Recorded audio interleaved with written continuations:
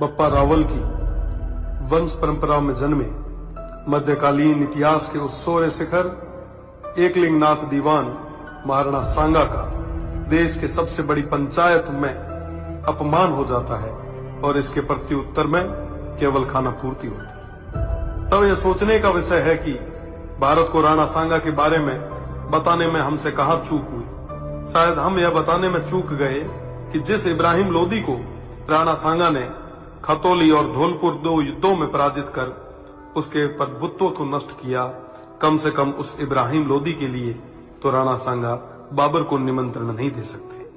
1519 में गागरोन के युद्ध में मालवा के सुल्तान महमूद खिलजी को 3 माह बंदी बनाने वाले, ईडर के युद्ध में गुजरात के मोहम्मद शाह की सेना को पराजित करने वाले, दिल्ली, मालवा और गुजरात की संयुक्त सल्तनतों को हराने वाले तत्कालीन भारत के शक्तिशाली शासक राणा सांगा को कहां जरूरत है किसी विदेशी को आमंत्रित करके सहायता लेने की।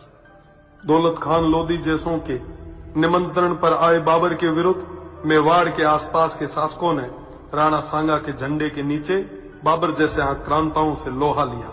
जिस राणा सांगा के साथ आमेर से पृथ्वीराज जी कछवाहा, बीकानेर से कल्याणमल जी, जोधपुर से मालदेव जी, मेड़ता से मीराबाई जी के पिताजी रतन सिंह जी व वीरमदेव जी, ईडर से भारमल जी, बूंदी से नरबत जी हाड़ा, सिरोही से अखेराज जी देवड़ा, सादड़ी से झाला अजय जी, चंदेरी से मदीनी राय प्रतिहार जी, हसन खान मेवाती सहित आसपास के सभी सरदारों का सहयोग हो, उन महाराणा सांगा को किसी विदेशी की सहायता की आवश्यकता नहीं।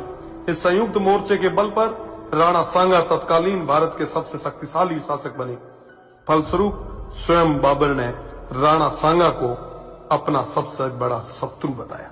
राणा सांगा ने इस संयुक्त मोर्चे के बल पर बाबर को बयाना के युद्ध में पराजित किया और बाबर की सेना को भागना पड़ा। इसी भागती सेना के मुगल जनरल मंसूर बरसाल लिखते हैं कि राजपूत मृत्यु के देवता हैं और वो हमारी तरह युद्ध से मैदान से भागते नहीं हैं। खानवा के युद्ध में बाबर के हरावल दस्ते को बुरी तरह नष्ट किया गया।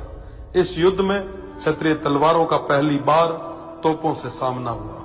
उन तोपों को नष्ट करने के लिए वीरों ने अपने सिर तोपों में देके उन्हें नष्ट किया। आज भी यह खानवा गांव महाराणा सांगा के नेतृत्व में इन देशभक्त सूरवीरों के राष्ट्र व धर्म की रक्षा विदेशी आक्रांताओं बाबर और उनकी सेना से युद्ध करते हुए प्राणोत्सर्ग करने का साक्षी है। राणा सांगा न केवल